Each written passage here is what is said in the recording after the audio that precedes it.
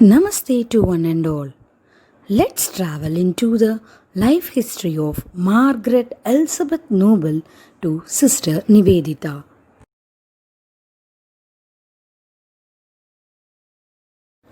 Nivedita was born as Margaret Elizabeth Noble on 28 October 1867 in Northern Ireland. Basically, she was an educationist in London. How she became disciple of Swami Vivekananda? Sister Nivedita was one of the foremost disciples of Swami Vivekananda. After teaching Vedanta in America, Swami Vivekananda was visiting London in 1895. In amidst of turmoil, Margaret listened to his speech. She was inspired by his speech very much. So, she accepted Vedanta as her own ideal and Swami Vivekananda as her spiritual guru. She also decided to serve for the cause of India. Vivekananda's principles and teachings influenced her, and this brought about a visible change in her. Seeing the fire and passion in her, Swami Vivekananda could foresee her future role in India. 25 March 1898 was the holiest and most unforgettable day of Margaret's life.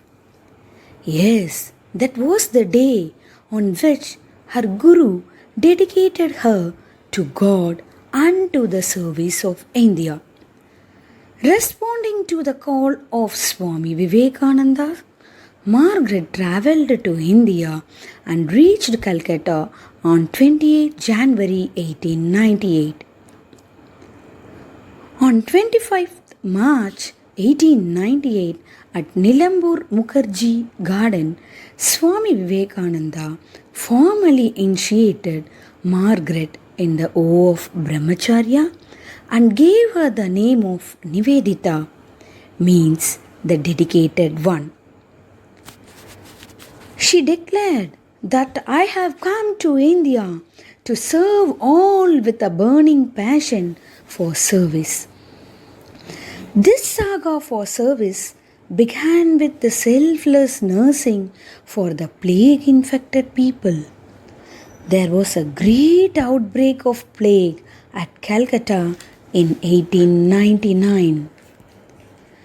Nivedita always risked her own life in serving patients in Calcutta slum.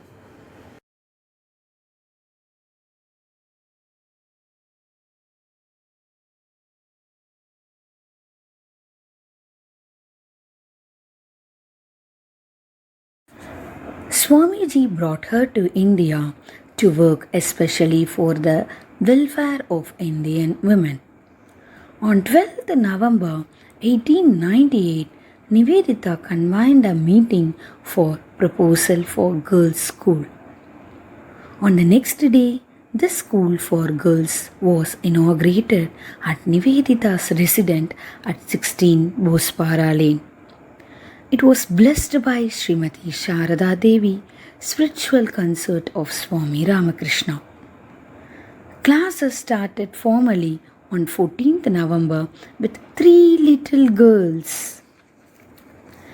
Nivedita had total capital of rupees 800, which was gifted by Maharaja of Kashmir. She also had little resources of her own. In spite of that, she managed to provide even clothes and medical treatments to some of the students. It was not an easy to get students for the school due to very rigid Hindu customs. However, Nivedita went to door, pleading to the parents to send their girl child for the school. This school grown to present day Sister Nivedita's girls' school at Bagbasa.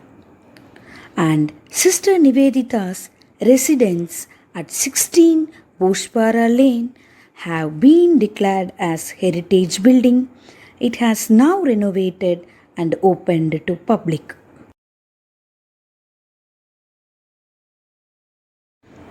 Sister Nivedita also contributed immensely in the science of India. She met Jagadish Chandra Bose at 1898 and became a lifelong family friend to him.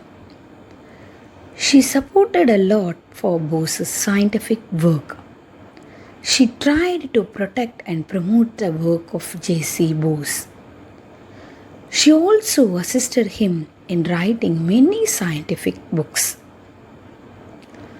Jamshedji Tata was very much impressed by Vivekananda's emphasis on development of science and technology in India. So, in 1898, he offered fund to setting up postgraduate institution for scientific development and training. But British opposed this effort.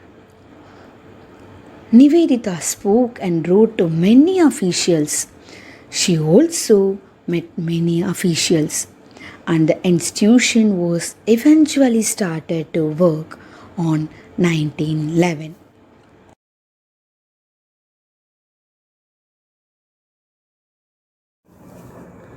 She also involved herself in Indian national movement. She worked to inspire the masses through the power of her writings and her fine oratory skills, exhorting people to fight for independence.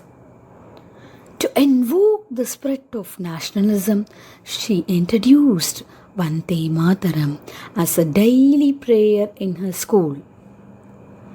She also exposed Lord Curzon of detesting East culture as inferior to that of West, leading him to publicly apologize to the masses. She also toured across India to motivate them to build a feeling of respect for the culture and heritage.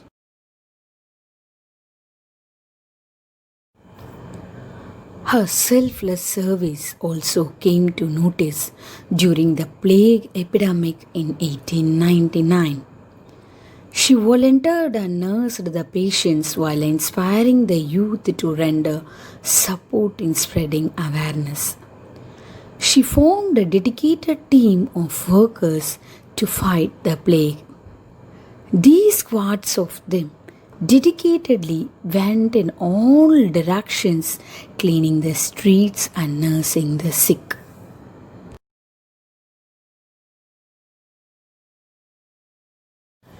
She influenced a long list of poets and writers of that time, including Rabindranath Tagore, Ananda Kumaraswamy, Havel, and Subramanya Bharati were greatly inspired by her and contributed to arts and social work in the country. She lent support to Annie Besant and edited Aurobindo Ghosh nationalist newspaper. She encouraged Dr. Jagadish Chandra Bose and even helped him financially.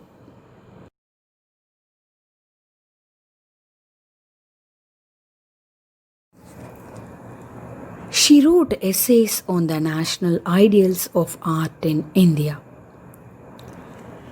As with art, so with education.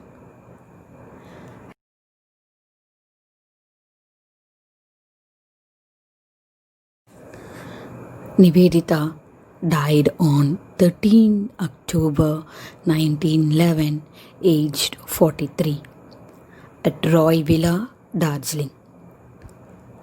Today, her memorial is located below the railway station on the way to the Victoria Falls, with these words inscribed in her epitaph. Here lies Sister Nivedita, who gave her all to India.